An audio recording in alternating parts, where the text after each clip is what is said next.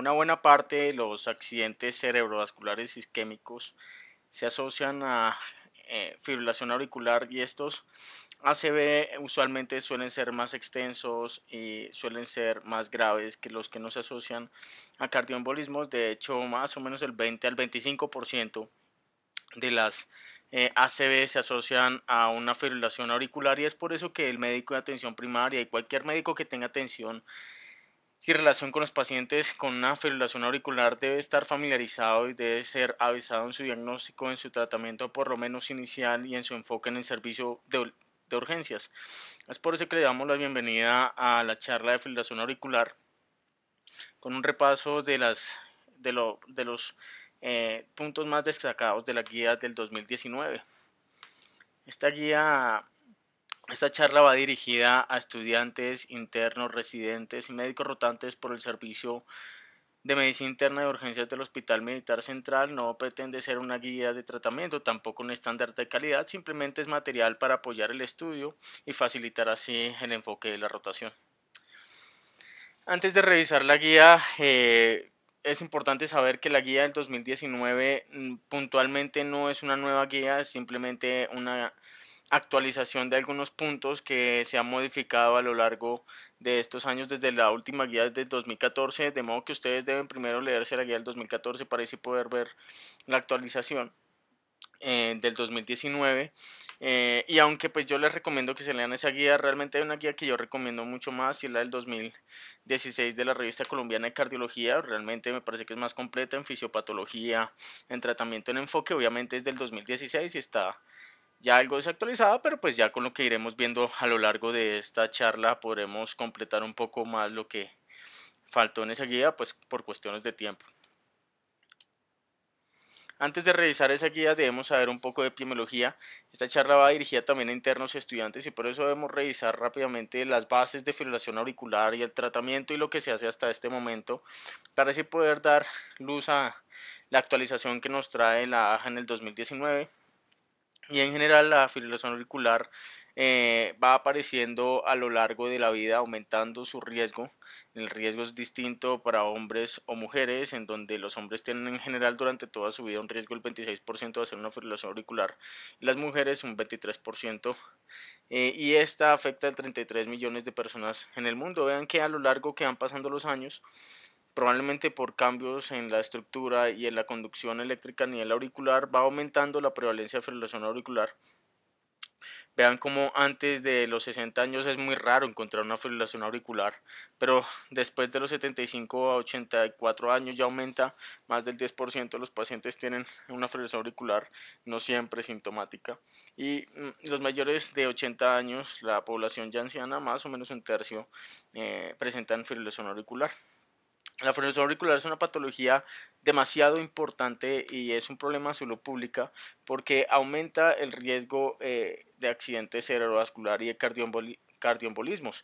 Es cierto que la fibrilación auricular tiene un riesgo si usted permite que la frecuencia cardíaca se mantenga muy alta a lo largo de mucho tiempo, que la fibrilación auricular termine desencadenando un ataque cardiomiopatía, pero en realidad lo que preocupa de la fibrilación auricular aún más es el riesgo de los cardioembolismos y el más conocido es el ACV isquémico, en donde aumenta el riesgo 5 veces. Esto si la fibrilación auricular es no valvular, y esa definición de no valvular ya la veremos más adelante. En cambio la valvular aumenta inclusive el riesgo 20 veces de presentar un ACV isquémico. Nuevamente, estos generalmente son más extensos, son más severos, aumenta el riesgo de la fibrilación auricular de presentar una falla cardíaca hasta 3 veces y muerte de demencia está asociada con 2 veces el aumento del riesgo con la fibrilación auricular. Cada paciente con una fibrilación auricular cuesta, en donde documentan el costo de la patología, $8.700 anualmente y en general el tratamiento pues para todas las fibrilaciones auriculares solo en Estados Unidos aumenta los costos de salud en $26 millones anualmente. Tenemos que definir la fibrilación auricular y hay una definición fisiopatológica, pero no es tan práctica y por eso es que hay una definición operativa. La definición fisiopatológica es que es una taquiarritmia supraventricular con activación auricular descoordinada que genera como consecuencia contracciones auriculares ineficientes. Esto ya lo veremos un poco más adelante cómo se comportan las aurículas en correlación con los ventrículos. Y hay una definición operativa que sí nos sirve para hacer el diagnóstico. Y vean que al ser de pronto en algunos casos asintomática, el diagnóstico prácticamente es con electrocardiograma, en donde debemos buscar unos, o se caracteriza la fibrilación auricular por unos RR irregulares, una ausencia de ondas P y en general si aparecen no se parecen una con otra y son muy distintas y de una actividad auricular irregular. Vean cómo este electrocardiograma es muy representativo. Vean los RR que son irregulares. Este intervalo de RR es muy distinto a este intervalo y es muy distinto a este y es muy distinto a este. Y si ustedes alcanzan de pronto a ver unas ondas P aquí en esta línea isoeléctrica, yo les creo, pero noten que una no es igual a esta no es igual a esta no es igual a esta. Esas son ondas F minúsculas y son características de la fibrilación auricular. Entonces recuerde RRs irregulares con ondas P que son ausentes y cuando se logran ver tienen una actividad irregular y habitualmente no son repetidas. Una vez ya tenemos el diagnóstico electrocardiográfico de la fibrilación auricular, tenemos que clasificarla. Y aparecen los términos como fibrilación auricular paroxística, persistente, de larga duración, permanente y la fibrilación auricular que es no valvular. Este es tomado de la guía del 2014. Ven que la fibrilación auricular paroxística se define como cualquier fibrilación auricular que se termina espontáneamente o con algún tipo de intervención dentro de 7 días desde su aparición. Y estos episodios habitualmente recurren, vuelven a aparecer. No tienen un periodo, digamos, definido y pueden aparecer al azar, de una forma algo caótica. Inclusive pueden presentar una fibrilación auricular cada semana a estos pacientes. Está la fibrilación auricular persistente, que es aquella que es sostenida y dura más de 7 días.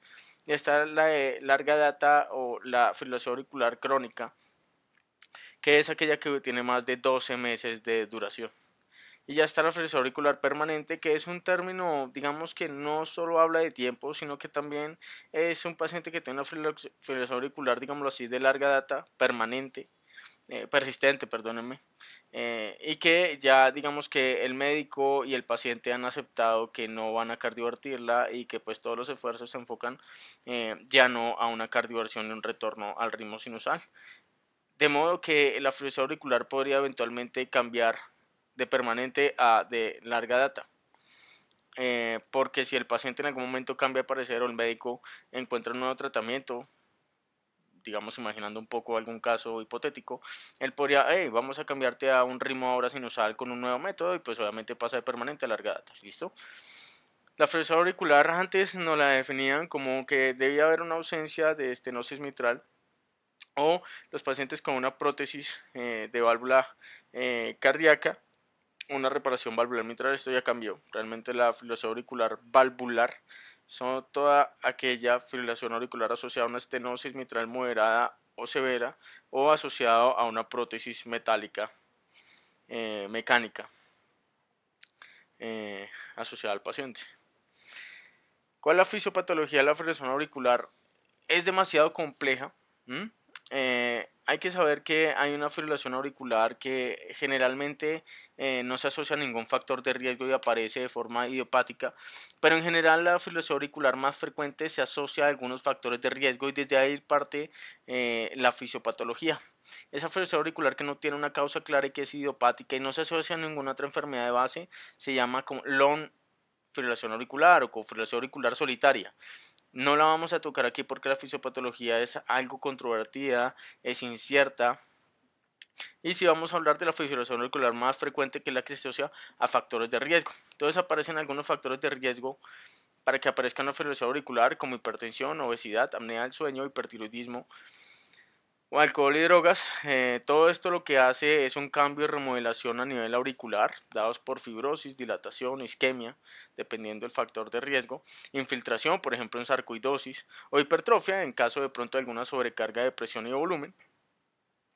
Esto lo que ocasiona es que a nivel auricular aparezcan ciertas anomalías eléctricas como aumento de la heterogeneidad de la conducción eléctrica a nivel miocito a miocito y que se caiga la conducción intercelular, que caiga la duración de los potenciales de acción y esto hace que los tiempos refractarios de despolarización no sean constantes y de hecho desaparezcan los tiempos refractarios y se vuelva a poder despolarizar mucho más rápido una célula auricular y que aumente la automaticidad, lo que favorece la excitabilidad de las células y aparecen potenciales de acción cuando no deberían aparecer. Y finalmente, un manejo inapropiado del calcio intracelular a nivel de célula trial. Todo esto conlleva a que, además del remodelamiento auricular, a que aparezca intraauricularmente una activación del sistema RAS, aumente la remodelación auricular y comienza a formarse más aumento de la heterogeneidad de las conducciones, apareciendo múltiples focos caóticos de despolarización auricular, aquí en la imagen de la derecha, de modo que ya el ritmo, digamos, patrón base y el que manda todo el ritmo cardíaco no es el nudo sinusal, sino que realmente hay muchos focos que despolarizan la aurícula, pero la despolarizan de una forma inefectiva y hacen que, aparte de que la despolarización sea inefectiva, el flujo de sangre a nivel intraauricular sea turbulento, favorezca la aparición de trombos y en especial trombos en la apéndice auricular izquierdo, que es donde más se forman trombos en fibrilación auricular, dato curioso.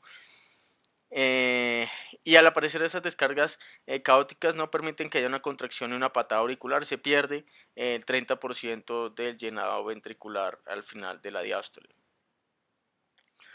Eh, y más o menos veríamos algo así. Vean que la aurícula no se contrae adecuadamente y digamos que si bien es cierto que hay una actividad constante, no aparecen unas contracciones ni una sístole auricular adecuada y eso hace que el llenado ventricular sea poco efectivo y eso hace que caóticamente se despolaricen algunas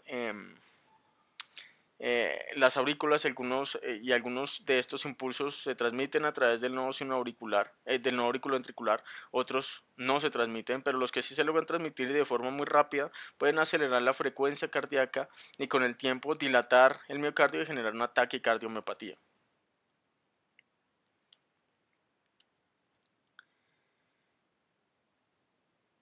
Si bien la presentación y la fisiopatología es bastante compleja, la presentación clínica es bastante inespecífica y vean que hasta un 26% de los pacientes están asintomáticos. De ahí a que es hoy en día todo un reto poder detectar las fibrilaciones auriculares. Probablemente las fibrilaciones auriculares que conocemos son una pequeña parte de todas las que probablemente sí hay, porque no el tamizaje que conocemos es tomar el pulso en todos los pacientes que examinemos mayores a 60 años y en donde encontremos un pulso irregularmente irregular y en donde encontremos auscultación cardíaca de ruidos cardíacos que no se transmiten al pulso y que son irregulares y pulso alternante. Esto favorece el signo, o este es el famoso signo del déficit del pulso, que es capsipatognomónico de la frecuencia auricular y deberíamos llevarnos a tomarle un electrocardiograma lo más pronto posible a ese paciente. Es decir, si usted encuentra en un paciente un pulso irregular, usted debe llevar de ese paciente de inmediato un electrocardiograma porque recuerde que hay fibrilaciones auriculares paroxísticas y usted de pronto si demora el paciente, si le entrega una orden para que se lo haga ambulatoriamente y se lo hacen a los 3 días, probablemente si era una fibrilación auricular paroxística perdió esa oportunidad. ¿Qué otros síntomas puede tener un paciente o qué otras manifestaciones puede tener un paciente con fibrilación auricular? La más frecuente habitualmente es astenia, dinamia y palpitaciones a nivel precordial.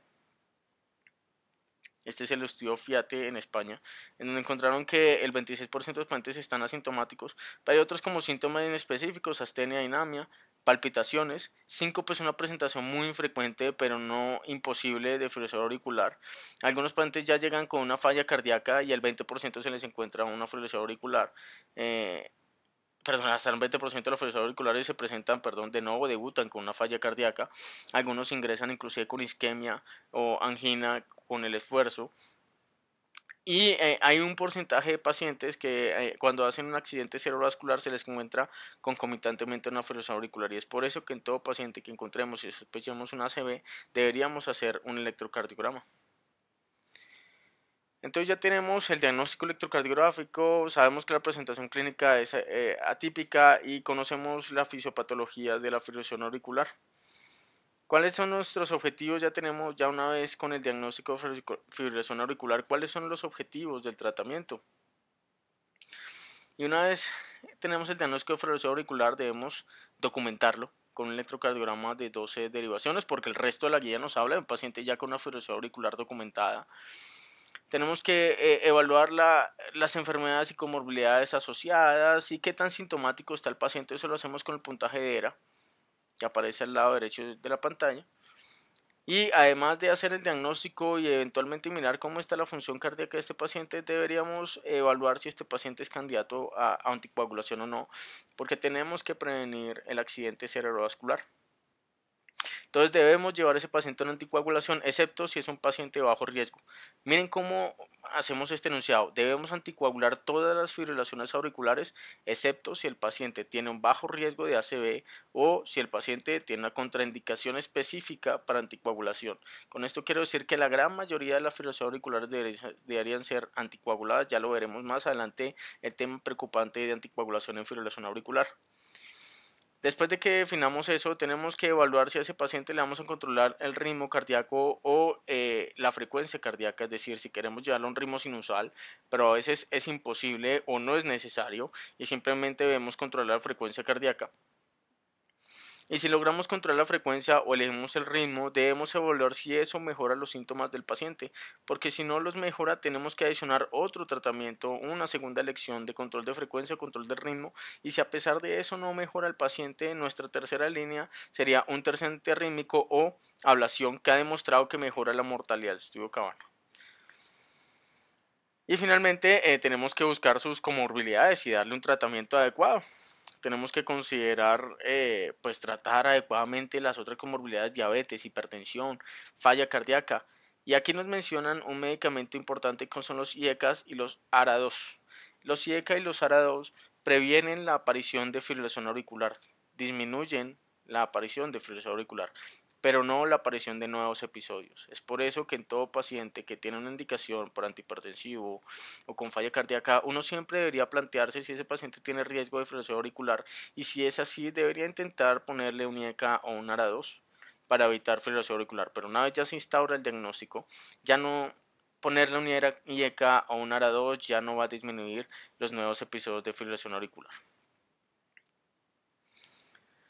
En el servicio de urgencias, habitualmente los pacientes nos llegan con fibrilación auricular de novo o que ya eran conocidas, pero nuestra primera pregunta ante una fibrilación auricular de un paciente de urgencias es si ese paciente está hemodinámicamente estable o inestable. Si el paciente está hemodinámicamente inestable, deberíamos hacerle una cardioversión eléctrica de inmediato.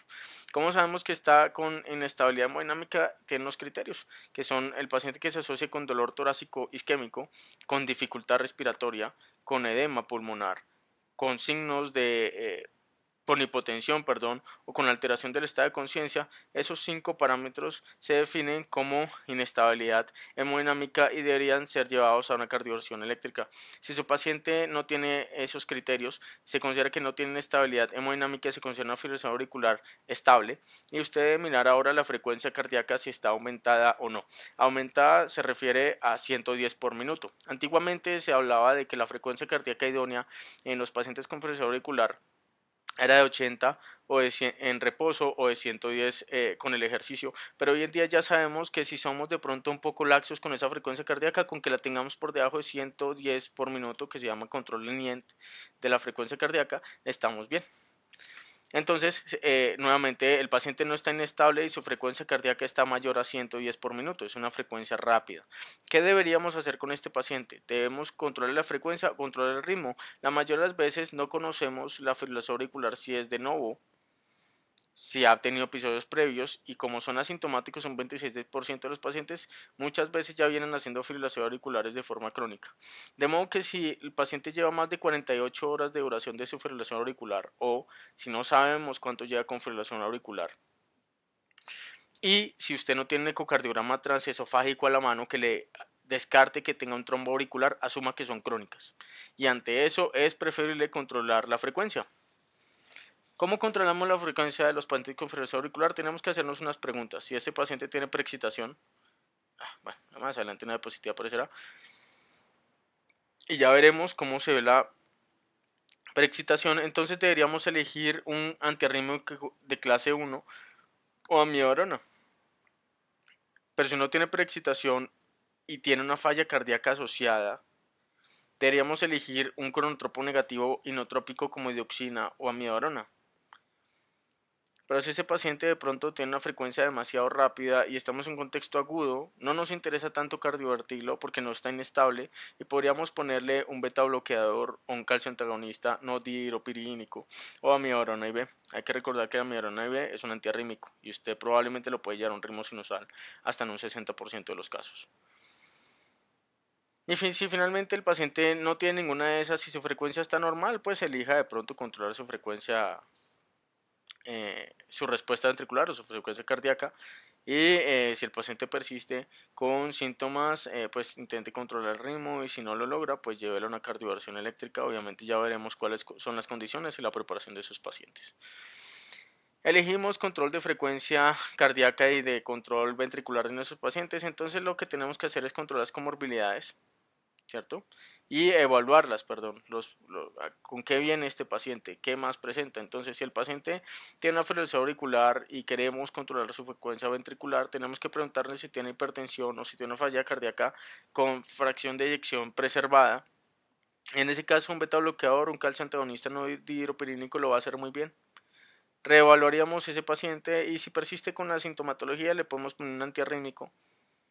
Pero si persiste con la sintomatología, lo mejor sería de pronto hacerle algún tipo de intervencionismo, tipo ablación del nodo auriculoventricular y por los marcapasos, o tipo ablación y aislamiento de las venas pulmonares, que en las venas pulmonares es donde se producen el 90% de las fibrilaciones auriculares. No es el único sitio, pero sí cuando se logran revertir, pues los pacientes pueden entrar en un ritmo sinusal con algo de recurrencias. Otros sitios donde se pueden generar fibrilaciones auriculares son la pared posterior de la aurícula, el septum interauricular y la vena cava inferior, entre otros. Si nuestro paciente que queremos controlar la fibrilación auricular tiene la frecuencia cardíaca de la fibrilación auricular, tiene una fracción de eyección reducida, deberíamos elegir mejor un beta bloqueador con precaución. Si este paciente está en edema pulmonar, pues ahí tenemos probablemente un clínicamente inestable y por eso deberíamos cardiovertirlo. Pero si nuestra falla cardíaca está controlada pero tiene una FEBI reducida, deberíamos poner un beta bloqueador. Si el paciente tiene EPOC o asma, recuerden que los beta bloqueadores no aumentan las exacerbaciones de EPOC por su efecto beta 2 beta bloqueador y podrían interferir con el beta 2 agonista y es por eso que uno prefiere no usarlos en una crisis severa, una exacerbación severa de EPOC. O en asma sí están más contraindicados los beta bloqueadores y por eso en esos pacientes podríamos elegir un calcio antagonista no dihidropiridínico tipo diltiazem, tipo verapamilo. Pero si el paciente tiene una fibrilación auricular preexcitada o un flúter auricular, y aquí podemos ver estos pacientes cómo se vería el electrocardiograma, deberíamos llevarlos a ablación del asa aberrante. ¿Qué es una fibrilación auricular preexcitada y cómo la sospechamos? Digamos que todos los impulsos normalmente van de aurículas a ventrículos por medio del nodo auriculoventricular y hay algunos pacientes que no todos los impulsos se transmiten por el nodo auriculoventricular, sino que tienen un asa aberrante que comunica aurículas con ventrículos. El nodo auriculoventricular, que es el segmento PR reflejado en el electrocardiograma, son células de transición que enlentecen un poco la conducción para que haya una patada auricular, se termine de llenar el ventrículo y aparezca una sístole ventricular. Esas son células miocárdicas de conducción especializadas que enlentecen el ritmo, pero si hay una asa aberrante, este ritmo no se enlentece, pasa por el asa aberrante y por eso se acorta el PR y aparece una onda delta. Si usted tiene un paciente con fibrilación auricular y en ritmo sinusal tiene esta onda delta, probablemente tiene una asa aberrante y es una fibrilación auricular preexcitada. Si usted le pone un beta bloqueo a ese paciente, los impulsos dejan de pasar por donde deberían pasar por el nodo auricular ventricular porque usted lo bloqueó, y ahora todos los impulsos de la fibrilación auricular, todas las despolarizaciones caóticas que aparecían se van a ir por el asa aberrante y se aumenta peligrosamente la frecuencia cardíaca porque ya no tienen el freno del nodo auricular ventricular. Es por eso que esos pacientes tienen contraindicado un beta bloqueador o un calcio antagonista o cualquier medicamento que bloquee el nodo auricular ventricular, y deben ir a un mapeo y estudio electrofisiológico para que le hagan una ablación. Pues la segunda elección siempre es un segundo medicamento, bien sea un antiarrítmico, y la tercera elección casi siempre es ablación y aislamiento de las venas pulmonares, o el famoso ablate and pace, que es hacer una ablación del nodo auricular ventricular y ponerle un marcapasos. ¿Qué beta bloqueadores podemos poner? Está aquí toda esta lista que nos propone la revisión del Lancet de fibrilación auricular, pero en realidad los que tenemos más disponibles en nuestro medio son metoprolol, carvedilol y amiodarona. Metoprolol si usted está en el servicio de urgencias, si usted quiere controlar la frecuencia cardíaca porque está muy alta, porque está mayor de 110 y porque usted realmente quiere controlar el servicio de urgencias, póngale 2.5 a 5 miligramos intravenosos en 2 minutos y usted puede administrar una nueva dosis cada 5 a 15 minutos, cada 5 minutos, perdóname, hasta que logren completar 15 miligramos. Entonces usted le pone 5 miligramos, espera 5 minutos, otros 5 miligramos, espera. Si controló bien, si no, 5 miligramos, hasta que complete 15 miligramos. ¿Qué consejos hay que de pronto las guías no nos mencionan? Cuando usted arranque el beta bloqueador endovenoso, arranque también el tratamiento oral para que cuando se pase el efecto del metoprolol endovenoso, pues usted no tenga ese bache sin medicamento en plasma y ya esté actuando el medicamento oral. La dosis oral es de 25 a 100 miligramos 2 veces al día. Y si usted lo pone succinato, pues de 50 a 400 miligramos una sola vez al día, porque es de liberación retardada. En caso de asma, sustituya los beta bloqueadores por un calcio antagonista. Y si está en falla cardíaca, pues intente una digoxina. Pero sobre todo en asma, evite los beta bloqueadores. Carvedilol es uno que es frecuentemente encontrado en servicios de urgencias de 3.125 a 50 miligramos 2 veces al día, la misma contraindicación para bloqueadores. Y está la amiodarona, en donde usted le puede administrar un bolo de 150 miligramos endovenosos y un nuevo bolo a los 15 minutos de 150 miligramos endovenosos. Y continuar, inclusive algunos recomiendan que 300 miligramos en el bolo inicial de amiodarona en dextrosa en 30 a 60 minutos.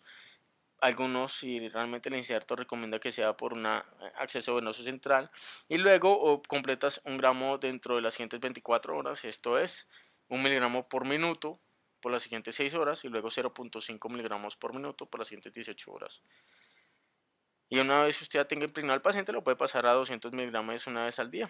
Tenga cuidado porque la amiodarona ocasiona frecuentemente prolongación del QT. Y es por eso que los pacientes deberían todos los días que están con amiodarona tener un electrocardiograma mientras estén en la unidad de cuidados intensivos y estar midiendo el QT, en donde si es mayor QT corregido y en donde si es mayor a 500 debería disminuir o suspender el tratamiento de amiodarona. ¿Qué hay del control del ritmo? Podemos arrancar con tu control del ritmo. Entonces hay algunas condiciones para elegir controlar el ritmo.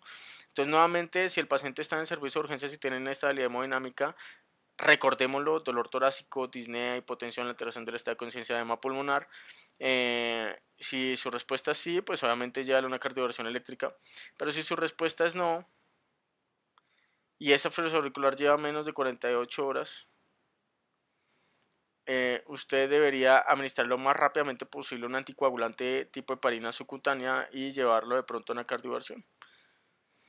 Si usted desconoce cuánto tiempo lleva su fibrilación auricular o lleva más de 48 horas, es preferible que le dé 4 semanas de anticoagulación previa a la anticardioversión, y una vez la cardioversión, anticoagularlo 3 semanas más como mínimo, para pues asegurar que la cardioversión fue efectiva.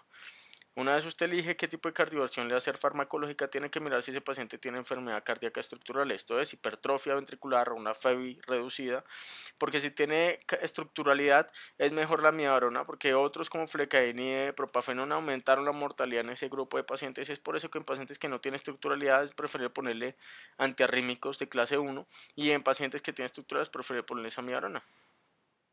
¿Cuáles tenemos en nuestro medio? La propafenona.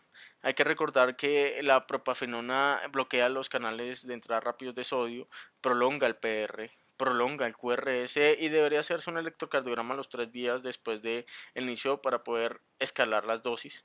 Las dosis son 150 miligramos 3 veces al día, aunque con la prepofonina pueden hacer algo que se llama en otros contextos, en taquicardias supraventriculares por otras razones, le puedes poner una cosa que se llama eh, píldora en el bolsillo, pill in the pocket o pocket pill, en donde el paciente cuando tenga taquic supra tipo reentrada nodal supraventricular paroxística se la toma durante la palpitación, pero eso no se habla aquí en fibrilación auricular. Si tiene estructuralidad es preferible no poner a estos pacientes propafenona porque aumentó la mortalidad, y si usted encuentra un bloqueo de segundo o tercer grado, eh, es preferible no poner la propafenona. Es un potente inductor eh, de los es un inhibidor del citocromo P2D6 y por ello aumenta los niveles de warfarina y de digoxina. ¿Cuál otro tenemos? La amiodarona, de la cual ya hablamos. Realmente, generalmente la amiodarona tiene una efectividad sobre el 60-70% cuando usted lo administra en las primeras 6 a 24 horas, y es por eso que usted no siempre espera que el paciente haga una cardioversión después de que usted le puso el bolo de amiodarona. Generalmente ellos tardan unos cuantos minutos a horas en comenzar a pasar a su ritmo sinusal. Siempre se le acerca a uno un estudiante o un interno que plantea algo que es interesante pero que ya está resuelto. Siempre aparece el comentario pues de personal que está entrenando: yo creo que deberíamos llevarlo a un ritmo sinusal. Es lo más fisiológico y eso parte de una fase fisiopatológica en donde cada paroxismo de fibrilación auricular activa más el sistema renina-angiotensina y aumenta el remodelamiento de auricular y empeora la condición de la fibrilación auricular, favoreciendo nuevos paroxismos, en donde cada paroxismo aumenta el riesgo de nuevos paroxismos, volviéndose un círculo vicioso. Y de ahí a que generalmente se le acerca a uno en las fibrilaciones auriculares rápidas, con respuesta rápida, estable, se le acerca un interno: deberíamos pasarle un ritmo sinusal. Me parece que eso debería ser, eso es más fisiológico, además que va a recuperar la patada auricular. Resulta que esa duda ya está resuelta. El estudio AFIRM comparó control de frecuencia versus control del ritmo, aunque hubo mucho paciente que se cruzó de un grupo al otro. En general, a 5 años no hay una diferencia estadísticamente significativa en cuanto a mortalidad entre control del ritmo o frecuencia. Esto es, usted le puede poner control de frecuencia, control del ritmo, y no hay diferencias en cuanto a mortalidad, pero sí hay aumento del riesgo de exponerse a todos los eventos adversos de los antiarrítmicos, prolongación del QT, por ejemplo, torsión de puntas, cuando usted pone antiarrítmico. De modo que, a pesar de que no hay diferencias en mortalidad en cuanto a control de frecuencia versus control del ritmo, sí hay menos efectos adversos en el control de frecuencia. Todo paciente con fibrilación auricular, incluyendo los pacientes que pasan a ritmo sinusal, deben ser anticoagulados, porque a pesar de que usted logre un control del ritmo en el servicio de urgencias, la gran mayoría de los pacientes vuelven a entrar en un ritmo de fibrilación auricular, así sea paroxística, en la siguiente semana, y es por eso que uno aún así debe anticoagular a estos pacientes. Este estudio nos sirve para el servicio de urgencias, sí. Se incluyó hasta un 35% de fibrilación auriculares de nuevo. Y este estudio AFIR nos demostró otra cosa, y es que en estos pacientes, este estudio es algo viejo, y en esa época se preguntaban si pasarlos al ritmo ya era, digamos, un parte de tranquilidad y poderle suspender el anticoagulante a los pacientes. Pues resulta que no. Los pacientes que se les suspende la anticoagulación por control del ritmo, y en general el resto de estudios que veremos más adelante, los pacientes que les suspenden la anticoagulación o que los suspenden por sus propias razones, aumenta exponencialmente el riesgo de ACV, y por eso la anticoagulación no se suspende, así se controla el ritmo farmacológica o no farmacológicamente. Ya tenemos el diagnóstico y el tratamiento inicial de fibrilación auricular. ¿Qué estudios deberíamos pedirle a los pacientes con fibrilación auricular? Lo primero es que hay que hacer una batería de estudios, el hemograma completo, lo vamos a anticoagular, no queremos que esté trombocitopénico. Electrolitos completos, vamos a ponerle antiarrítmicos también, que puede alterarse su función, en especial la dioxina, si hay alteraciones electrolíticas severas. La función renal y el perfil hepático para ajustar los anticoagulantes y en general la medicación. Y la TSH, porque es una causa frecuente de fibrilación auricular. Siempre deberíamos pedir un ecocardiograma transtorácico, así usted no oculte soplos, porque la intensidad de un soplo no se correlaciona con el diagnóstico que nos interesa valvular, que es la estenosis auricular mitral moderada o severa. Entonces el ecocardiograma tiene varias funciones dentro del diagnóstico de fibrilación auricular, y por eso siempre se debe pedir. Entre ellos, pues sí, mirar la FEBI del paciente, ¿cierto? Para definir control del ritmo en algún momento, mirar la estructuralidad, pero en especial mirar la válvula mitral. Si tiene una estenosis moderada o severa, o si tiene válvulas mecánicas, ese paciente ya no le podemos poner anticoagulantes de acción directa y debe ser anticoagulado con warfarina o menos probablemente con heparinas.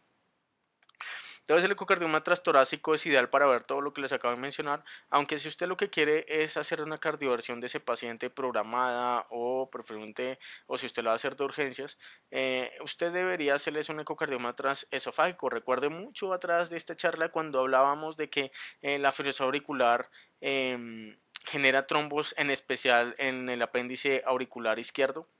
Ese apéndice auricular izquierdo no se puede ver en el ecocardiograma transtorácico y por eso deberías hacerle un ecocardiograma esofágico cuando la intención del ecocardiograma es descartar un trombo para poder visualizar mejor el apéndice auricular izquierdo y así poder descartar completamente que haya algún trombo.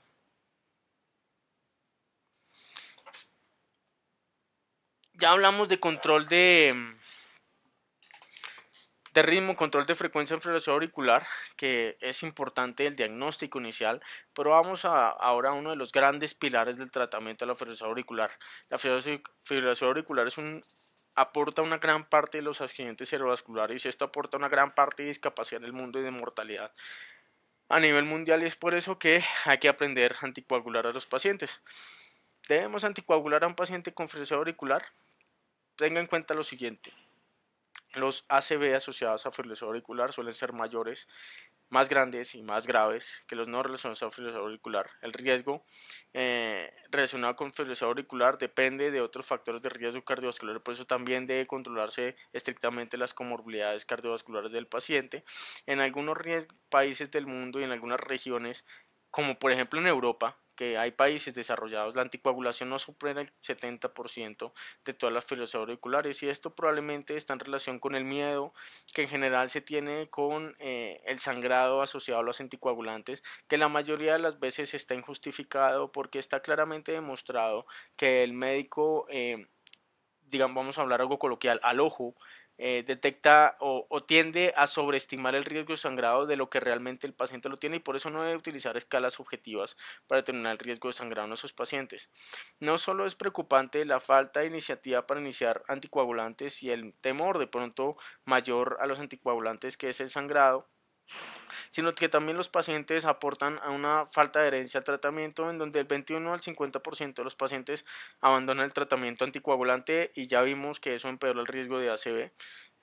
Si usted quiere con warfarina mantener un paciente anticoagulado, el mejor escenario es mantener un TTR, es decir, un tiempo en rango terapéutico INR de 2 a 3 idealmente mayor al 70%, pero eso está muy lejos de la realidad, en donde fuera de los estudios en la realidad, el TTR de un paciente promedio juicioso no supera el 50%.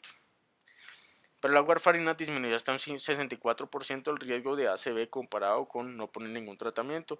Y eso lo podemos ver en esta gráfica en donde los pacientes con fibrilación auricular vean que si hacen una ACV fatal o no fatal, o si hacen una ACV no fatal o en cuanto a mortalidad.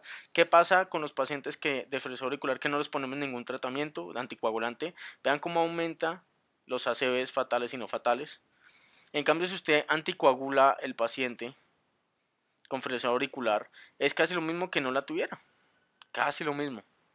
Le baja el riesgo de presentar una ACV. Lo mismo pasa con los ACV no fatales, si usted lo deja solitos en anticoagulantes aumenta demasiado el riesgo de ACV. Y no solo hablamos de ACV, sino también en cuanto a mortalidad, si usted deja a un paciente sin anticoagulación, se aumenta demasiado la mortalidad. Si usted anticoagula a un paciente, la mortalidad no es la misma a que no lo anticoagulara lógicamente, porque pues tiene un riesgo de sangrado, pero es por mucho menor a la que usted pondría si el paciente no le pone ningún tratamiento anticoagulante. ¿Deberíamos anticoagular entonces todas las fibrilaciones auriculares? No, realmente se anticoagulan las que tienen un riesgo alto de ACV. ¿Cómo usted sabe que tiene un riesgo alto de ACV? Le calcula un puntaje que se llama el puntaje de Chas-Basque, en donde son iniciales y los dos es los que ofrecen 2 puntos, entonces falla cardíaca, congestiva, hipertensión, edad mayor de 75 años, diabetes mellitus, ACV, enfermedad vascular, edad entre 65 y 74 años, el género del paciente, el sexo, y un puntaje máximo de 9. en donde tenemos que el alto riesgo de ACV se define como 2 o más puntos, 0 o 1 es un riesgo bajo para ACV. Y vean que los pacientes que tienen un riesgo bajo, 0 en hombres, 1 en mujeres, tienen un riesgo menor comparado con los que realmente tienen un CHA2-VASc de 1 en hombres o 2 en mujeres, tienen un riesgo más alto de ACV, de ACV isquémico, de embolismo sistémico o ACV, de muerte, pues del conglomerado de todos los desenlaces, de infarto, de muerte en general, de sangrados y de hemorragia intracraneal. Obviamente de sangrados porque lo vamos a anticoagular. Si usted le define un riesgo de trombosis y de ACV, también debería estimar un riesgo de sangrado, y eso lo hacemos con el puntaje de riesgo de Hasbled, en donde este puntaje nos habla que hay ciertos factores que pueden aumentar el riesgo de sangrado, y uno a cada puntaje o a cada riesgo le pone un punto. Entonces, si tiene hipertensión o si tiene alteración renal o si tiene alteración hepática, un punto cada uno de esos. ACV previos, sangrados previos mayores, INR lábil, es decir, un TTR que no se logre mantener dentro de lo adecuado, una edad mayor de 35 años, o medicamentos que predispongan a sangrados tipo AINES, ASA o alcohol, le suman un punto. Y vean cómo se comportan con cada uno de los puntos que le van sumando el riesgo de sangrado por cada 100 pacientes por año, según el Hasbled. Es importante saber que el Hasbled a usted le predice el riesgo de sangrado, pero este puntaje no debe contraindicar la anticoagulación en el paciente, simplemente debe aumentar todas las precauciones que se tienen para poder anticoagular a este grupo de pacientes. ¿Qué sabemos del puntaje de Hasbled? Es un puntaje que fue validado para warfarina, no conocemos realmente su aplicabilidad con los nuevos anticoagulantes, digámoslo así, pero realmente le prefiero decir anticoagulantes de acción directa porque ya no son tan nuevos. No hay suficiente evidencia para poderle dar una aplicabilidad clínica, aunque ya más adelante vamos a ver que sí la han utilizado. No deben contraindicar inicio de anticoagulación oral. Y hay otros puntajes como el RIET, Atria y Hemorrhage que tienen los mismos problemas y además que tienen pobre exactitud. Entonces, nuevamente la pregunta, ¿debemos anticoagularlos? Sí, miren que en general en los estudios iniciales de warfarina, ya algo viejos, en general, digamos que disminuyen todos los riesgos y de mortalidad y de ACV, ahora sean a la warfarina, y algunos decían, bueno, pero entonces pongámosle antiagregación y comparemos qué pasa si le ponemos ASA o ácido acetil salicílico o aspirina versus warfarina. En general la warfarina pues tuvo una tendencia a mejorar un poco los desenlaces comparados con aspirina. De modo que es importante anticoagular a los pacientes, y comparado warfarina con ASA, digamos que la warfarina tiene un poco de disminución mayor del riesgo de ACV embólicos. Entonces la anticoagulación oral con warfarina disminuye el riesgo de ACV en 2/3 de los casos comparado a ningún tratamiento. Comparado con aspirina, la anticoagulación oral disminuye el riesgo de ACV en un 45%. O sea, es mucho mejor que la aspirina, y los eventos cardiovasculares en un 29%, pero aumenta el riesgo de sangrados en un 70%. Aún así, ese tratamiento de prenolección, es decir, si usted va a anticoagular al paciente y le va a poner warfarina, usted debe saber que si le pusiera ASA, es mejor warfarina para prevenir ACVs en un 45%, pero pues usted tiene que saber que aumenta el riesgo de sangrado. Entonces, algunos optaron por decir, bueno, eso es con ASA únicamente. ¿Qué pasaría si ya no fuera solo ASA, sino ASA más clopidogrel? Debe ser mejor que warfarina. El estudio ActiveW nos demostró que en cuanto a el desenlace primario, que es ACV isquémico, ACV un cardioembolismo que no sea sistema nervioso central, infartos del miocardio o muertes por causas muertes vasculares por causas no traumáticas en general, si bien es cierto que tiende a haber una mayor mortalidad en cuanto a clopidogrel y aspirina comparado con la anticoagulación oral, es decir, le fue mejor a la warfarina en cuanto a esos desenlaces de ACV sistémico o ACV sistema nervioso central, infartos o enfermedad, muerte.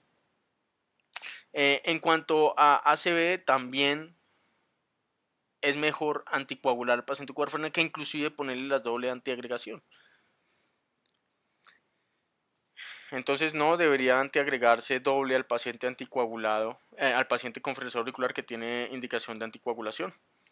Algunos dicen, bueno, pero digamos que si usted le pone anticoagulación a un paciente y lo antiagrega doble, de pronto le da mejor al paciente con warfarina porque el paciente ya venía tomando la warfarina y ya es más experto en manejarlo, pero si el paciente fuera de nuevo, ¿qué pasaría si fuera de nuevo y hasta ahora aprende a utilizar la warfarina comparado con azaciclovir? Pues realmente es cierto. Si el paciente no venía recibiendo ningún tipo de tratamiento anticoagulante, no hay diferencias significativas y ese beneficio de mortalidad y ACVs cardioembólicos y cardioembolismos sistémicos es predominante en el grupo de pacientes que ya tenían pericia y algún tipo de experiencia más de un año con warfarina.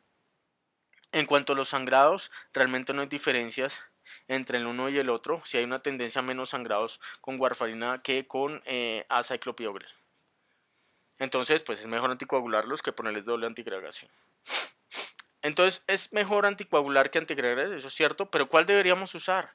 No está solo la warfarina, después del 2009 comenzaron a aparecer otros anticoagulantes, entonces la warfarina actúa sobre muchos factores de la coagulación, el 2, el 9, el 7, y el 10. Si usted quiere aprendérselos con una mnemotecnia, la mnemotecnia que tenemos en el hospital es 27.910, apréndase ese número y ahí está, 27.000 910. Esos son los que inhiben la warfarina. Y están otros nuevos anticoagulantes como apixaban y rivaroxaban. En su mismo nombre está el mecanismo de acción. Entonces, apixaban y rivaroxaban inhiben el factor 10A. Y dabigatran inhibe la trombina.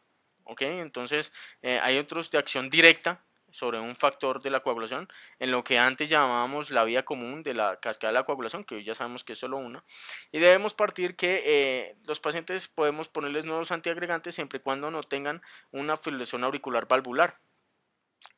Los pacientes que tienen fibrilación auricular valvular, que definíamos al principio de esta charla, demostraron que tienen un aumento en los desenlaces adversos en mortalidad en el estudio REAL-LINK comparados con dabigatran, y es por eso que en pacientes con válvulas mecánicas protésicas o estenosis mitral moderada o severa deberíamos ponerle warfarina o menos probablemente heparinas.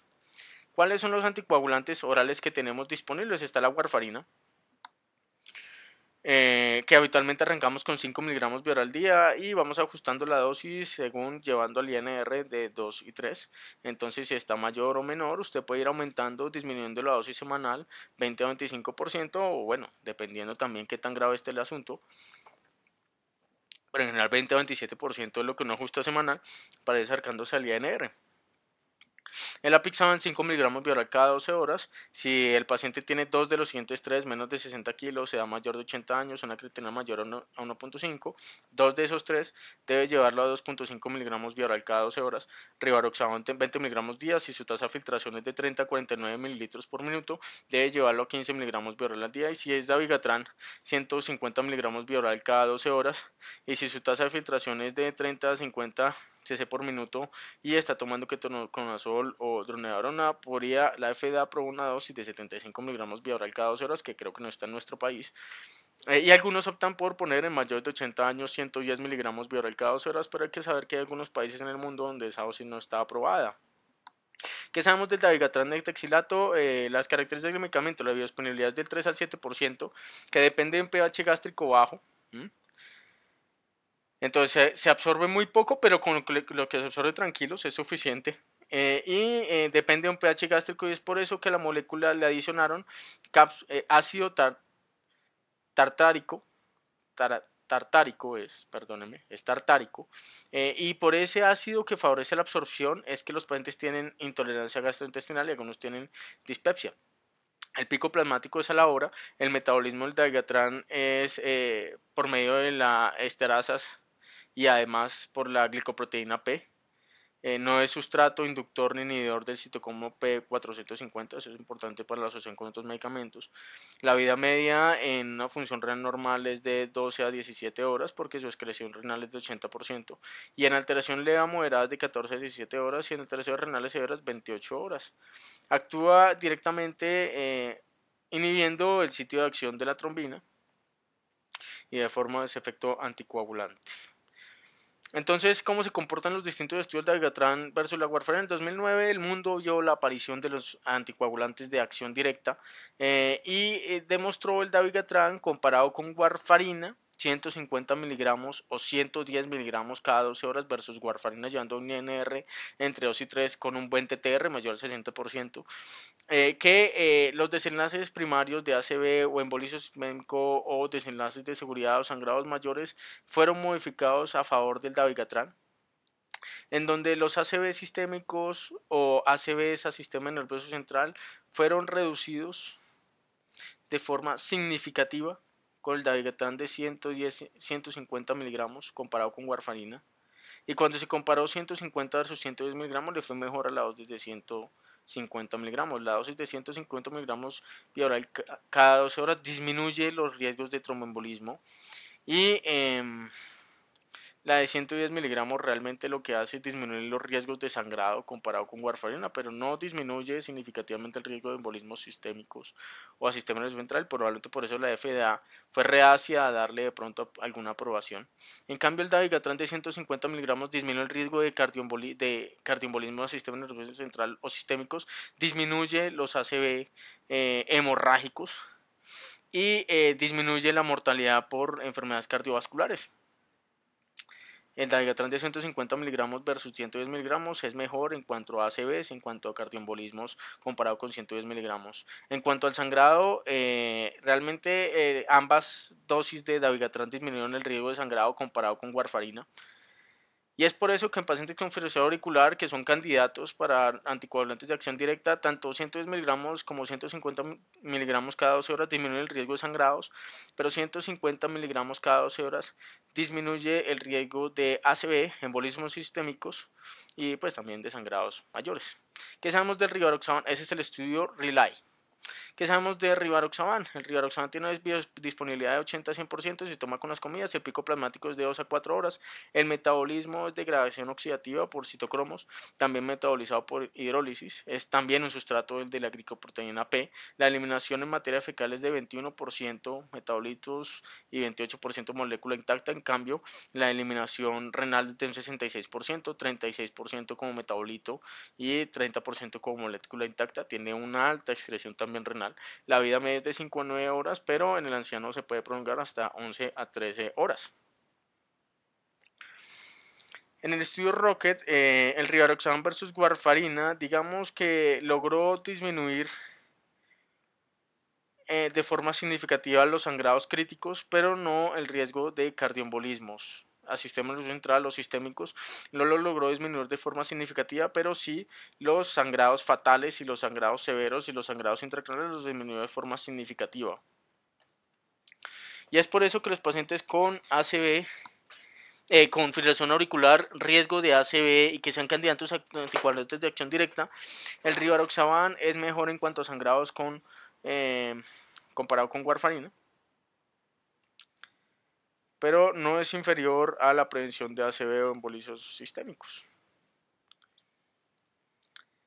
El apixaban, ahorita hablamos de la diferencia, pero apixaban, las características del medicamento, el pico de acción es 3 a 4 horas, el metabolizado, todos los anticoagulantes tienen acción rápida, eso es bueno. No hay que hacer una terapia inicial con enoxaparina como pasaba con warfarina, que los primeros días puede ser protrombótico.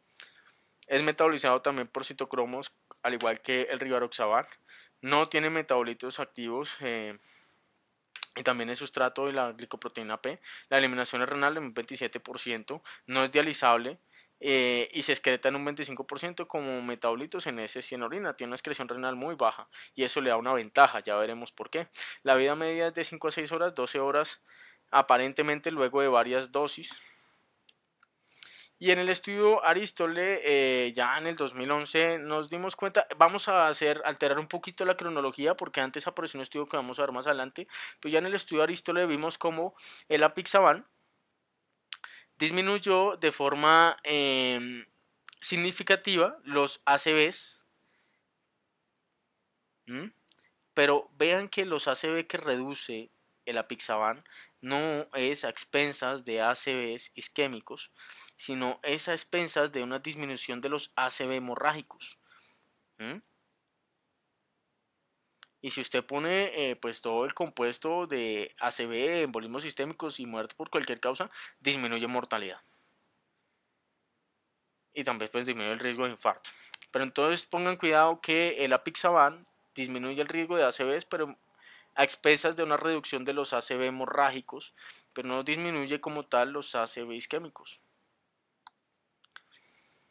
Entonces, en cuanto a la seguridad de la Pixaban, digamos que la Pixaban también reduce la probabilidad de sangrado en los pacientes intracraneal o algún otro tipo, no así gastrointestinal. Y los resultados ya netos, pues digamos que disminuye la probabilidad de ACV, embolismos sistémicos o sangrados mayores, el compuesto pues de todos los desenlaces. Es importante mencionar que en cuanto a ACV o embolismo sistémico hay una disminución significativa comparado con warfarina. Y en cuanto a sangrado mayor también una disminución significativa comparado con warfarina.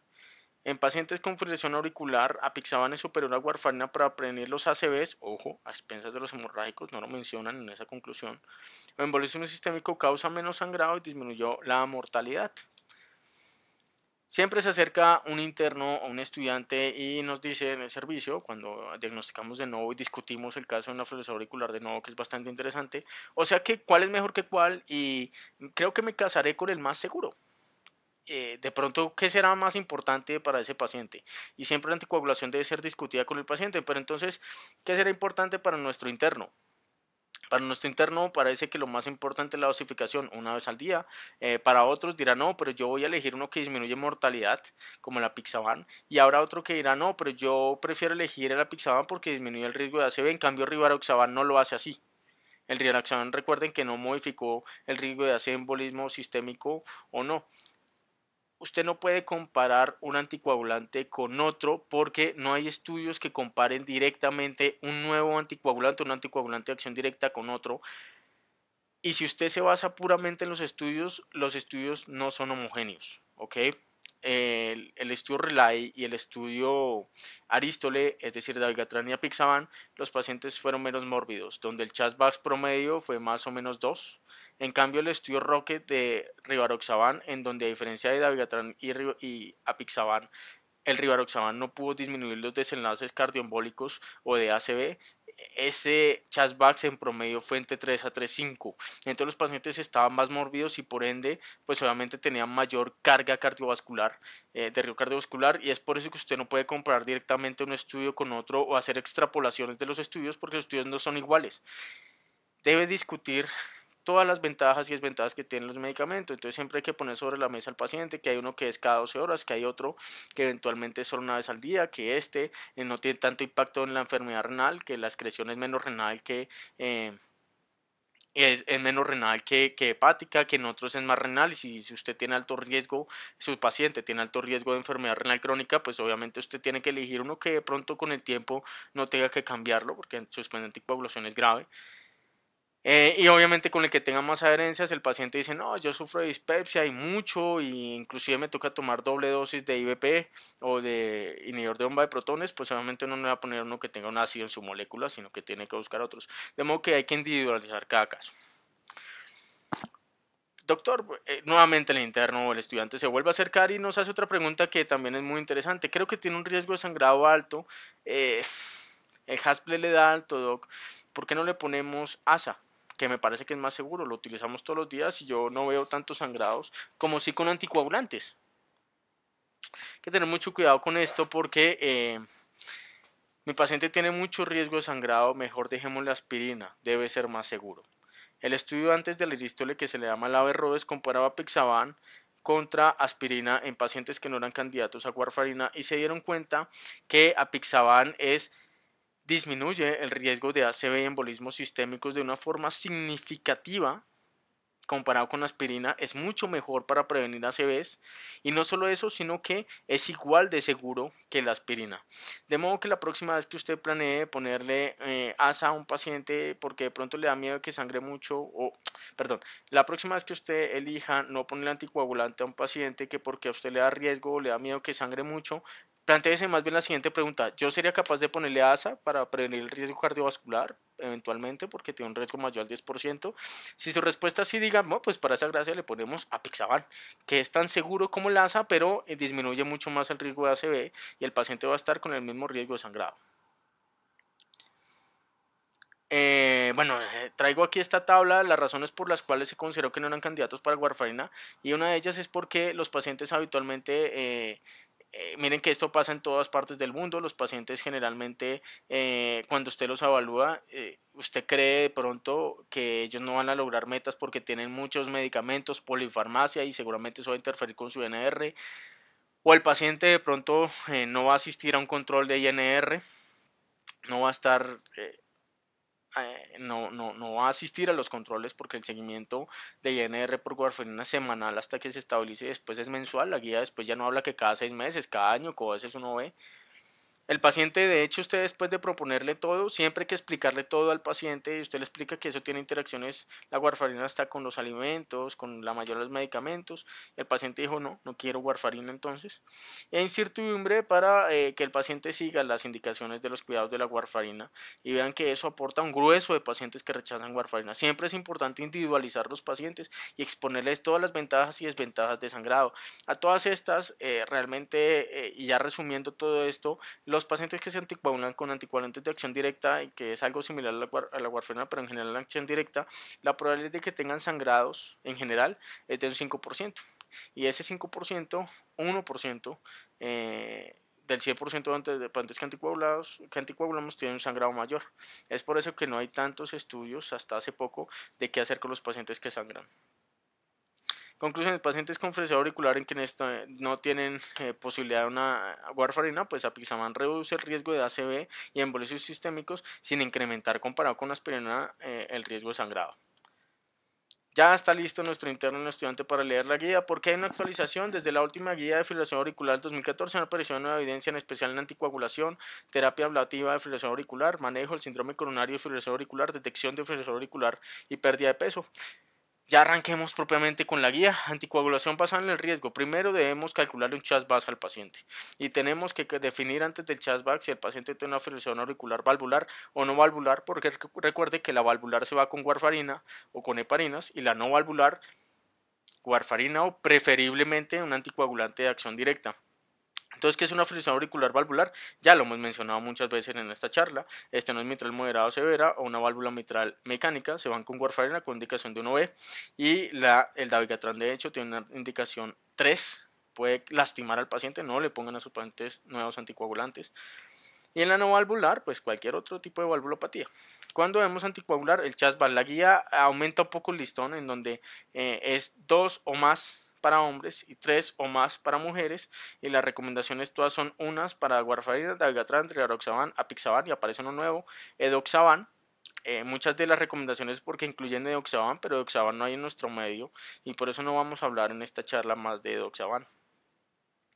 Los anticoagulantes de acción directa son preferibles sobre la warfarina en pacientes elegibles. Antes decían, póngale lo que usted de pronto le parezca mejor, pero hoy en día ya sabemos que los anticoagulantes de acción directa son más seguros. Algunos disminuyen el riesgo de ACV, tienen menos interacciones con medicamentos, son más fáciles de seguir, no requieren un control tan estricto. Antes de iniciar anticoagulación debemos saber que los pacientes, hay alguna recomendación antes de iniciar anticoagulación, tiene dos asteriscos esta diapositiva porque la mayoría de la guía realmente hay muchas palabras rojas que dicen que ya no es antitrombótico, ya no hablan de tratamiento como el 2014 de iniciar tratamiento antitrombótico, sino propiamente anticoagulación después del estudio Averroes que demostró que ya no deberíamos poner ni ASA ni doble antiagregación en el Active W, sino hay que anticoagular al paciente. Warfarina sigue teniendo una recomendación 1B para la valvular y en estos pacientes no deberíamos poner anticoagulantes de acción directa después del estudio Realink. Si se inicia warfarina se debe realizar un INR cada semana hasta estabilizar el INR y luego realizarlo mensualmente. El INR estable es 2 a 3. Si se inicia anticoagulantes de acción directa, siempre deberíamos revisar la función renal y el perfil hepático para ajustar la dosis, como lo vimos en diapositivas previas, y plantearse de pasar warfarina a anticoagulantes de acción directa solo si el INR es no estable. Si el paciente viene con warfarina y su INR siempre ha estado entre 2 y 3 y ya conoce la dosis de warfarina y está familiarizado y está con warfarina, déjelo quietico con warfarina. La función renal puede definir el tipo de anticoagulante que podríamos usar. ¿Por qué es tan importante? Y esto cambió mucho con respecto a la guía del 2014. Antes, en el 2014, teníamos que todos los pacientes con tasa de filtración menor a 15 y en diálisis deberían irse siempre con warfarina, porque los estudios excluyeron pacientes con tasa de filtración menores a 30, y por farmacodinamia la FDA aprobó dosis para tasa de filtración entre 15 y 30, pero pues sin ningún estudio como grande y serio. Pero en general, entre 15 y 30 le ajustamos las dosis. Y bueno, dependiendo. Entonces, apixaban, en la nueva guía ya apareció un estudio retrospectivo en donde los pacientes que están en diálisis les podemos dejar dosis de apixaban de 5 miligramos vía cada 12 horas. Si la tasa de filtración está entre 15 y 30, usualmente requiere un ajuste, y ya mayor a 30 a 50 mililitros por minuto usualmente no requiere un ajuste. El dabigatran entre 15 y 30, 75 cada 12 horas. Nuevamente, aquí generalmente no tenemos esa dosis. Ya mayor de 30 depende del ajuste, si tiene más de 80 años y si en el país está permitido 110 miligramos. El rivaroxaban se ajusta si la tasa de filtración es entre 15 y 49 cc por minuto, en cuyo caso le ponemos 15 miligramos. Más de 50 no requiere ningún ajuste. La warfarina no requiere ningún ajuste salvo llevarlo en INR en 2 a 3 independientemente de la función renal. Esto tiene un verde, esto es verde, pero no es el mismo verde ni es amarillo, porque requiere apixaban en 5 miligramos cada 12 horas. Veamos por qué.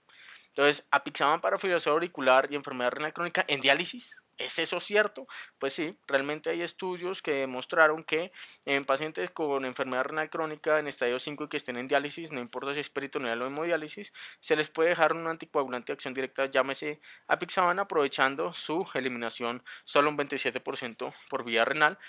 Al parecer, los pacientes tienen enfermedad renal estadio 5 y diálisis tienen más sangrados con warfarina, que plantea las dudas acerca de qué tan efectivo y qué tanto estamos previniendo a los pacientes cuando los ponemos a sangrar mucho más. Y se realizó un estudio retrospectivo analizando toda la data que tenían de historias clínicas de Medicare, y se analizó los desenlaces de pacientes que cuando aparecieron los anticoagulantes de acción directa, la gente, voy a decir algo que de pronto es abusivo, pero imprudentemente le puso nuevos anticoagulantes que porque era lo novedoso, pero pues ya eso apareció datos y pudimos analizarlos. Entonces, este estudio retrospectivo con todos sus posibles sesgos nos muestra lo siguiente. A partir del 2013 comenzaron a aparecer indicaciones, o fórmulas de nuevos anticoagulantes en pacientes que tienen enfermedad renal crónica en diálisis. Algunos datos importantes: 5.4% tenían diálisis peritoneal, el CHADVAS promedio es alto, 5.2, alto riesgo de cardioembolismo, la edad promedio 68 años como la población normal, y se incluyeron un buen grupo de pacientes, 25.000. Vean que el grueso de pacientes que se les formula rivaroxaban o dabigatran es muy poquito, y por eso este estudio no permite más análisis de dabigatran y rivaroxaban, sino que se enfoca más bien en apixaban versus warfarina. Demostramos que apixaban versus warfarina no disminuye el riesgo de ACVs y embolismos sistémicos de una forma notable, pero sí disminuye la aparición de sangrados mayores. Sí disminuye además la mortalidad de forma significativa, sí modifica los sangrados intracraneales y sangrados gastrointestinales. Entonces, apixaban es mejor que warfarina, sangran menos y aún así previene enfermedad cerebrovascular y disminuye mortalidad. ¿Qué dosis deberíamos ponerle? Porque pues si estamos hablando de enfermedad renal crónica, hay personas que dicen pues ajustemos la dosis porque igual se va a eliminar menos, pónganle menos dosis, pero lo cierto es que cuando dejamos la dosis plena de 5 miligramos, rayas amarillas, la evidencia favorece a que los pacientes con 5 miligramos cada 12 horas tienen mejores desenlaces de ACV que 2.5 miligramos. Si usted le pone 2.5 miligramos cada 12 horas, pierde el beneficio del apixaban sobre ACV. Entonces aquí no había una diferencia significativa, pero cuando usted ya coge solo los pacientes con 5 miligramos cada 12 horas sin ajustar, sí hay disminución significativa de apixaban versus warfarina en cuanto a predicción de ACV, en cuanto a sangrados mayores y en cuanto a mortalidad. Entonces, hay algunos datos. Entonces, apixaban 5 miligramos cada 12 horas tiene una disminución de mortalidad de embolismos en sistema nervioso central sistémicos comparado con 2.5 miligramos cada 12 horas. Y es por eso que se debe iniciar dosis no ajustada de apixaban. No hay diferencias de sangrados al comparar entre ambas dosis. Casos especiales. Hay algunas recomendaciones para casos especiales. Si el CHADVAS es de 0 mujeres y 1 en hombres, no le ponga anticoagulación, tiene un riesgo bajo, se puede omitir. Ni siquiera póngale ASA, pues ya saben que es igual de seguro que el anticoagulante, pero pues no previene ACVs. Para pacientes con puntajes de 1 en hombres o 2 de mujeres, usted puede plantearse con el paciente y discutir si él quiere dejarse anticoagulado o no. La mayoría sí, la mayoría prefiere anticoagularse y no arriesgarse a una ACV, ya que los anticoagulantes de acción directa en general son muy seguros y fáciles de usar. Y no hay demasiada evidencia en cuanto a anticoagulación de válvulas protésicas. Sin embargo, generalmente los pacientes que tienen válvulas protésicas se ha visto que les ponen apixaban y no pasa nada y no es inferior a warfarina. Hay un grupo de pacientes que requieren interrumpir la anticoagulación oral, sí, y habitualmente son los que requieren, perdón, algún procedimiento quirúrgico. Entonces, la terapia puente con heparina de bajos peso molecular está recomendada para pacientes anticoagulados y válvulas mecánicas siempre y cuando el beneficio de ácido sangrado supere el riesgo, y eso depende del tipo de cirugía y el tiempo de ese paciente. Casi siempre se benefician de mantenerlos anticoagulados y hacerles una terapia puente. En caso de no estar en el escenario de fibrilación auricular y válvula mecánica, la decisión de una terapia puente se debe basar en el riesgo-beneficio de la misma y también ahora sí depende del tipo de cirugía. Y darucizumab o andexanet están recomendados y su uso es razonable respectivamente. Recomendado y darucizumab o andexanet es el uso razonable respectivamente para sangrados que amenazan la vida o sangrados incontrolables. Entonces, ¿qué pacientes, cómo manejamos un paciente que va a una cirugía con fibrilación auricular? Entonces, usted primero debe plantearse que el paciente que nos lleva al servicio de urgencias y requiere una cirugía y está anticoagulado, siempre nos van a interconsultar medicina interna porque el cirujano quiere saber qué vamos a hacer con esa anticoagulación. Muchos no tienen de pronto mucha idea, no deben por qué saberlo y nos piden la recomendación como a nosotros, como el servicio experto en eso. Y es ahí donde nos debemos hacer muchas preguntas. Lo primero es qué tipo de cirugía le van a hacer, una cirugía de bajo riesgo o una cirugía de alto riesgo. Bueno, las de alto riesgo sangrado son las urológicas, las resecciones prostáticas, por ejemplo, transuretrales, biopsias de riñón, en cardiología los implantes de marcapasos cardiofibriladores, en gastroenterología la resección de pólipos de más de 1 a 2 centímetros, la cirugía en órganos ricamente vascularizados, vaso, riñón e hígado, obviamente, la resección intestinal por hemorragia en la línea de una anastomosis y otras cirugías oncológicas, plásticas reconstructivas, en sitios graves que a pesar de que son cirugías pequeñas pueden tener consecuencias severas como intracraneal, espinal o cirugías cardíacas, son de alto riesgo de sangrado en paciente anticoagulado. De modo que en esos pacientes, lo que antes decía la guía colombiana, y esta revisión que es muy buena, les recomiendo que la revisen, del Acta Colombiana de Cuidado Intensivo, es muy bien respaldada. Nos dice que usted lo primero que tiene que hacer ante un paciente anticoagulado, inicialmente con warfarina, que en esa época había una buena proporción de anticoagulados con warfarina, es determinar si su anticoagulación es selectiva o urgente. No hablemos más de la electiva, vamos a hablar de lo urgente, estamos hablando del servicio de urgencias, y lo primero que tenemos que preguntarle al cirujano es si nuestra cirugía es diferible o no. Si la podemos diferir más de 24 horas, si da una espera a la condición del paciente y no se va a agravar porque espera más de 24 horas, debemos hacerle un INR y administrarle vitamina K 1 a 2 miligramos vía oral, repetir el INR el día de la cirugía, el siguiente día pues actuar en consecuencia. Si se podemos diferir pero no más de 24 horas, entre 6 y 24 horas, le ponemos vitamina K 10 miligramos endovenosos, el otro es oral, el endovenoso tiene más riesgo de hacer una anafilaxia si usted lo administra rápido, y si lo administramos cada 12 horas, si el INR ya es menor a 1.5, llevar a cirugía. Si es mayor a 1.5 y no se puede esperar, pues le puedes administrar plasma fresco congelado, una unidad por cada 10 kilos de peso, casi siempre son 5 a 6 unidades, o plasma derivados o Octaplex o derivados de complejo protrombínico. Si la cirugía ya es de emergencia y la cirugía no da ni siquiera para una espera de 6 horas, ni modo, tienes que pasar a ese paciente a salas de cirugía, ponerle 10 miligramos de vitamina K endovenosos y complejo protrombínico. No hay de otra.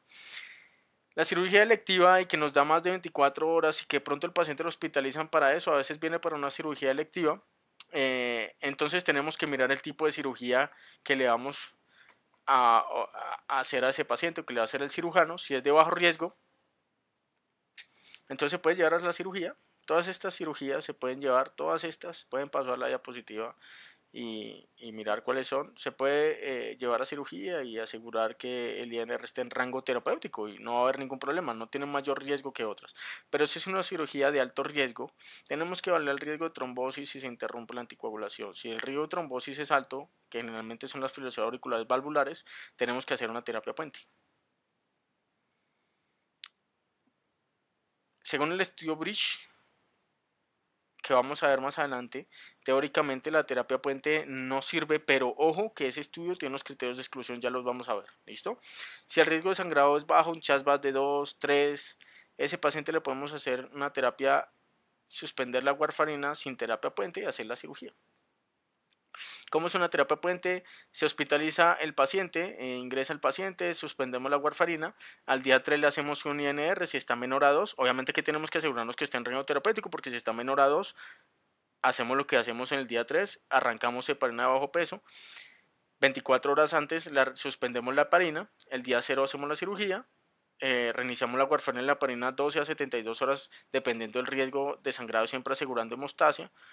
Y se inician los dos y al día 3 a 5 le hacemos un nuevo INR y si está entre 2 y 3 con la dosis que venía el paciente previamente ya controlado, si ya está en rango de entre 2 y 3 pues ya podemos suspender la heparina bajo peso molecular.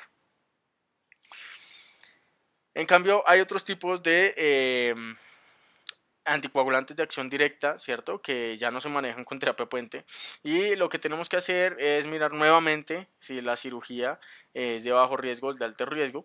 Entonces tenemos que tener en cuenta que la desaparición de los efectos de los anticoagulantes de acción directa demasiado rápida y por eso no hay necesidad de hacer una terapia puente con heparinas. El reinicio a 24 horas en bajo riesgo de sangrado y reinicio 48 a 72 horas en pacientes con alto riesgo de sangrado siempre y cuando el cirujano garantice que hay una hemostasia. Entonces usted tiene que asegurarse cuándo fue la última dosis del anticoagulante, ¿cierto? Yo aquí lo anoté, así. ¿Cuándo fue la última dosis de anticoagulante que tomó? ¿Cuál fue el que tomó? ¿Y qué tipo de cirugía le van a hacer? Entonces, si la tasa de filtración, y usted lo que tiene que hacer es suspender vías medias. Si la cirugía es de bajo riesgo y la tasa de filtración está bien para Viagatran, suspende 2 días antes. Si está entre 30 y 50 mililitros, pues suspende 3 días antes el dabigatran. Y si el rivaroxaban de pronto está la función renal normal, suspende 2 días antes. Si la función renal está 30, 30 y 50, suspende 2 días antes. Y hoy en día con la recomendación de 15 a 30, pues suspende 3 días antes. Apixaban lo mismo, 2 días antes. Si la función renal es normal, si es de 30 a 50 mililitros por minuto, suspenda 3 días antes. Si es de alto riesgo, pues generalmente se aumenta un día de lo que iba a suspender en bajo riesgo. Siempre deben conocer la función renal, el paciente que ingresa le vamos a suspender anticoagulantes, el tipo de anticoagulante, la última dosis y el tiempo y qué tan urgente es el procedimiento. Entonces, si el paciente tiene un anticoagulante de acción directa, en especial dabigatran, y el PT está normal, probablemente la dosis, los niveles en plasma de dabigatran son menores a 30 nanogramos por mililitro, que se equivocó creo que la guía, doctor Guillermo Ortiz, se equivocó creo. No, mentiras, esta es una imagen que ellos toman basados en otro artículo, no es culpa de la guía, realmente hay que disculparse, no es culpa de la guía, esto es basado en una gráfica que ellos toman de otro artículo y los que se equivocaron fue en el otro artículo, pero creo que aquí es menos de 30 porque si usted PT está normal, la dosis plasmática no es significativa, lo puede llevar a cirugía tranquilamente. Si su PT está mayor a 1.2, usted puede asumir que los niveles de dabigatran o rivaroxaban están entre 30 y 200 nanogramos por mililitro y usted debe preguntar al cirujano si usted puede esperar 12 horas y pedir niveles plasmáticos de PT hasta que se controlen y si no se puede esperar, lleve la cirugía, cruce dedos y si usted no tiene disponible un nuevo reversor, la guía recomendaba plasma fresco, octaples o derivado protrombínico 25-50 unidades por kilo si el paciente sangra dentro de la cirugía. O sea, uno debe subirlo y decir al anestesiólogo, tome el octaplex, si le sangra, póngale 25-50 unidades por kilo. Esto no tenía ningún grado de evidencia y en esta época no habían aparecido los antídotos, ya hablaremos de ellos. Si el PT es mayor de 1.2 y el PTT es mayor a 1.5 veces por encima del rango normal, tiene unos niveles demasiado altos, espere 2 a 24 horas, pida unos nuevos controles hasta que ya estén normales y si es dabigatran usted podría inclusive llevarlo a diálisis, pero si no se puede esperar lo mismo, llévelo a cirugía y administre el reversor si lo tiene disponible y si no, póngale derivado complejo protrombínico que es una recomendación algo sin tanta evidencia. Entonces, el estudio Bridge comparando pacientes que ingresaban la terapia puente que hablábamos, les suspendían la warfarina y a algunos les pusieron heparina bajo supermolecular y el grupo comparador era placebo, solo les suspende la warfarina y a los 5 días le hacían la cirugía y le reiniciaban en vez de un placebo y a los 5 días se suspendía el placebo y se iban con warfarina y se iniciaba el medicamento a las 12 a 48 horas. Si el 24 a 48 horas, si el paciente tenía bajo riesgo o alto riesgo quirúrgico respectivamente. Y se dieron cuenta que no hubo diferencias en cuanto a inferioridad en episodios de trombosis. Es no inferior, pero no es superior la terapia puente, ¿ok? Pero sí hay algo más de sangrado en la terapia puente comparado con simplemente suspender warfarina o ponerle parinas, sin diferencias significativas en mortalidad, infartos, TEP y tromboembolia pulmonar, porque eso sería una preocupación que nos haga un TEP en un postoperatorio. No hay, no es superior. Hay que tener en cuenta que fueron la mayoría de los procedimientos programados, no fueron de urgencia. La mayoría de los procedimientos fueron de bajo riesgo, no de alto riesgo. La mayoría de los pacientes, o una buena parte, tuvieron un chargeback importante. No se incluyeron pacientes con endarterectomía carotida, cirugía oncológica mayor cardíaca o neurocirugía. O sea que realmente el estudio de la aplicabilidad no es tanta para pacientes que requieren una terapia puente, porque precisamente en estos pacientes con alto riesgo de sangrado tenía la indicación. Tampoco se incluyeron usuarios de válvulas mecánicas, que es habitualmente en el paciente que uno le suele hacer terapia puente. Bueno, entonces en estos pacientes uno casi siempre les hace terapia puente. ¿Qué sabemos de los reversores de los nuevos anticoagulantes? Idarucizumab es un anticuerpo que eventualmente evita la unión del dabigatran a la trombina y eventualmente evita su efecto. La dosis habitualmente es de 5 gramos, dos dosis de 50 mililitros, cada una de 2.5 gramos. De si le ponemos un vial de 50 mililitros con 2.5 gramos y si en 15 minutos queremos ponerle una nueva dosis que habitualmente se requiere, otros 2.5 gramos. Y se dieron cuenta que tanto en pacientes que llegaron con sangrados graves que amenazaban la vida, intracraneales o gastrointestinales, como en pacientes que llegaban a algún tipo de procedimiento quirúrgico. El estudio fue basado en paraclínicos. El idarucizumab disminuyó el PT y los tiempos de coagulación y los normalizó en las siguientes 12 horas. Y los pacientes tuvieron una adecuada hemostasia y los pacientes se pudieron operar sin ningún problema.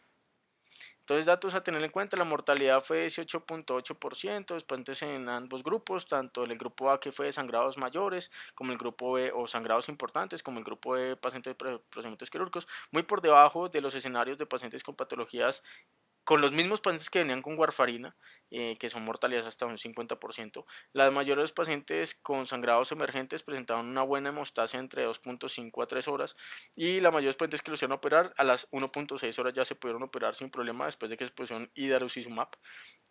La tasa de trombosis fue similar a la reportada en otros escenarios y por eso idarucizumab no tiene un efecto protrombótico.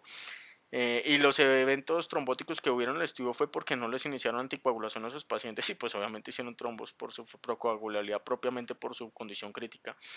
Y a las 12 horas habitualmente se vuelven a prolongar los tiempos de coagulación y vuelve a aparecer un efecto, digámoslo así, de rebote de dabigatran porque el dabigatran generalmente se sale por su volumen de distribución del plasma y otra vez comienza a aparecer otra vez en plasma por la redistribución y obviamente vuelve a aparecer un efecto. Por eso es que a las 12 horas si aparece un resangrado activo, pues le podemos poner una nueva dosis de idarucizumab sin ningún problema. Ese idarucizumab es para revertir el dabigatran. En cambio, para Pixaban y para Rivaroxaban tenemos el Andexanet. El Andexanet es una molécula sin efecto de factor 10A que pues evita que se une al Rivaroxaban o a la Pixaban, los quela, y evita que tengan su efecto sobre el verdadero factor 10A. El estudio de Anexa tiene un problema y es que no incluyó cirugías, simplemente pacientes que llegaron con un sangrado. También incluyó un grupo pequeño con enoxaparina, pero no nos interesa porque pues, ese tiene sulfato de protamina, un 30% tiene efecto sobre la enoxaparina. Pero lo que nos atañe aquí es la Pixaban y el Rivaroxaban, hasta en un 90% de los pacientes redujo los tiempos de coagulación, los normalizó, el factor anti-10A lo normalizó, pudiendo lograr una hemostasia en la gran mayoría de los pacientes y en general permitiendo más de un 70% de hemostasia en los distintos escenarios, tanto para grupos, géneros y edades que son realmente adecuados. La dosis se me olvidó mencionarla. Bueno, aquí creo que la traje. Si el paciente venía con una Pixaban y llevaba menos de 7 horas, entonces bolo en 15 minutos de 400 miligramos y luego en 2 horas otros 480 miligramos. En cambio, si venía con Rivaroxaban y para otros, en 30 minutos 800 miligramos y luego 960 miligramos en 2 horas. Es importante saber que de los sangrados que llegaron al servicio urgente les pusieron Andrexanet, 64% eran intracraneales, 26% gastrointestinales. Se excluyeron pacientes con procedimientos quirúrgicos, eso lo dejó algo de desventaja con divarosizumab, que se incluyó pacientes quirúrgicos. No hay un grupo de control por obvias razones éticas, pues obviamente sabemos por el estudio Anexa 3 y los estudios previos que hasta un 92% revertían el efecto de estos anticoagulantes y por eso pues no van a dejar pacientes que llegan con sangrados graves sin Andexanet, aunque ahorita creo que está el siguiente estudio. Hasta ahora lo están sacando con Andrexanex, que pues creo que sí van a hacer ahí un grupo control. Y fibrilación auricular hasta un 80% y en el reversidad era mucho más paciente con fibrilación auricular, 94%. Hay tratamientos no farmacológicos para prevenir la CB, se puede ocluir quirúrgicamente el apéndice auricular para prevenir los eventos embólicos, esto es una cirugía y esto no es algo inocuo. Esta estrategia está pensada más bien para pacientes con riesgo de sangrado a largo plazo y que no los podamos anticoagular, entonces, o que no sean los mejores candidatos. Siempre deberíamos realizar una oclusión quirúrgica en pacientes no candidatos a anticoagulación. Y se podría ser útil hacerla cuando se haga algún otro tipo de intervención cardiovascular. ¿Qué hay de la cardioversión en fibrilación auricular? En caso de que requiera anticoagulación, o sea, con un CHAS-VAS con riesgo de ACV, si el paciente se encuentra hemodinámicamente inestable y la fibrilación auricular tiene más de 48 horas, nos toca hacerle cardioversión eléctrica e iniciar anticoagulación lo más pronto posible. Generalmente lo que nosotros hacemos es que si el paciente ya con una fibrilación auricular inestable, pues le ponemos una dosis de enoxaparina y pues nos tocó cardiovertirlo bajo todo el protocolo de cardioversión. En caso que el paciente nos permita una cardioversión programada, si lleva más de 48 horas, le deberíamos poner anticoagulación, ya no importa si es warfarina o anticoagulante de acción directa por 4 semanas, lo cardiovertimos y le dejamos anticoagulación por 3 semanas más. Si la fibrilación auricular es de nuevo, lleva menos de 48 horas y eventualmente tiene indicación de anticoagulación, pues le podemos poner anticoagulante de acción directa lo más pronto posible y lo cardiovertimos. Si es de nuevo y aseguramos que no tiene un trombo intraauricular. Si la fibrilación auricular en cambio lleva más de 48 horas y ese paciente venía anticoagulado, aún así hay que hacerle un eco transesofágico, verificar que no haya trombos intraauriculares y así cardiovertirlo. Y se pueden cardiovertir las fibrilaciones auriculares de menos de 48 horas sin anticoagulación siempre y cuando el CHAS-VAC sea de bajo riesgo, 0 en hombres o 1 mujeres, con una recomendación de 2B. ¿Qué hay de los pacientes con síndrome coronario agudo? En caso de inestabilidad hemodinámica, isquemia, persistencia y frecuencias cardíacas inadecuadas, podemos cardiovertir estos pacientes de forma urgente. En caso contrario, si no está inestable, igual beta bloqueador es una buena opción IB. En cuanto a los pacientes que tienen síndrome coronario agudo y una ACV con CHAS-VAS que da para anticoagular, se recomienda anticoagulación. ¿De qué forma? Lo típico, anticoagulación oral más clopidogreliasa o ticagrelorasa o donde clopidogrel es la mejor opción que prasugrel, porque prasugrel tiene mayor riesgo de sangrados. Podemos poner una doble terapia warfarina con o clopidogrel o ticagrelor, o podemos poner rivaroxan 15 miligramos versus más clopidogrel, que es razonable para reducir el riesgo de sangrado, sin asa, o dabigatran 150 miligramos 2 veces al día con clopidogrel sin asa. O podemos inclusive, antes hablamos que anticoagular a los pacientes un mes, si era stent convencional, o 6 meses si era un stent liberador de medicamento, hasta 12 meses preferiblemente, y que a todo paciente con fibrilación auricular que requería anticoagulación y le ponemos un stent, era mejor ponerle un stent convencional. Pues no, ya ahorita la guía habla de que así usted le ponga un stent convencional o liberador de medicamento, la anticoagulación solo se deja con clopidogrel durante 4 o 6 semanas y se continúa pues le dejamos la triple terapia, ASA, clopidogrel y anticoagulación 4 o 6 semanas y después se pasa solo a anticoagulación más clopidogrel o ticagrelor por 4 a 6 semanas. Pues de ahí en adelante, perdóname, hasta completar un año y continuar así solo con anticoagulación.